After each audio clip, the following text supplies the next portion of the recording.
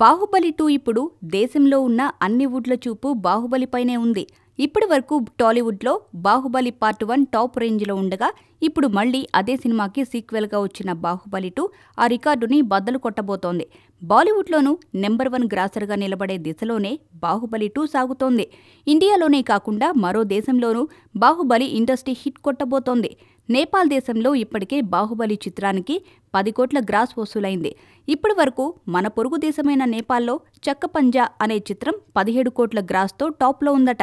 అయితే ఇప్పటికే 10 కోట్లు దాటేసిన బాహుబలి ఆ రికార్డుని త్వరలోనే దాటేయనుంది. కేవలం 4 రోజుల్లో 10 కోట్లు వసూలు చేసిన చిత్రం నేపాల్ చరిత్రలోనే లేదని, దాదాపు ఇండియా మొత్తాన్నే కాక ఓవర్సీస్లోనూ ముందంజలోనే ఉన్న బాహుబలికి ఇప్పుడు నేపాల్లో కూడా విపరీతమైన డిమాండ్ ఏర్పడింది.